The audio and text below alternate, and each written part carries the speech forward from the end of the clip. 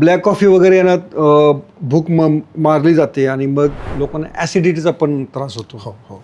तर ते नक्की काय? ॲसिडिटी विषयी मी ज्यावेळेला वाचलं त्यावेळेला माझ्या त्या एका पुस्तकामध्ये, म्हणजे आता मी सगळी पुस्तकं, म्हणजे मी साधारणतः 70च्या वर पुस्तकं जी MD डॉक्टरने लिहिलेली ती आहे वाचली आणि इंटरनॅशनल आहे, ते असं लिहिलं होतं की तुम्ही जितक्या वेळा खाता तितक्या वेळा ॲसिड सिक्रेट होतं. बरं. म्हणजे तुम्ही चहा पिला तर सेमच ॲसिड सिक्रेट होतं, तुम्ही जेवला तर सेमच ॲसिड सिक्रेट होतं, म्हणजे तुम्ही दिवसातून 4 वेळा चहा प्याला, 2-2 तासांनी जेवला तर तेवढं ॲसिड सिक्रेट होतं. बरं. मला ॲसिडिटीचा इतका त्रास व्हायचा आणि माझे एक पुण्यातले डॉक्टर आहेत, ते तुमचे पण मित्र असतील, तर पोटाचे डॉक्टर, विकाराचे तज्ञ, ओके. तर त्यांनी मला असं सांगितलं की तुम्हाला ॲसिडिटीचा त्रास आहे. ज्यावेळेला मी हे 1 meal a day करायला लागलो त्यावेळेला माझी ॲसिडिटी मला त्यापर्यंत आजपर्यंत कधीच झाली नाही. बरं.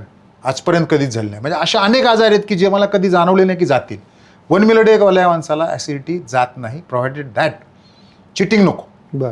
कारण बरीच लोक काय म्हणतात, साहेब मी एकदम क्लिअर 1 day meal करतो पण सकाळचा माझा चहा सुटत नाही, बरं. असे पण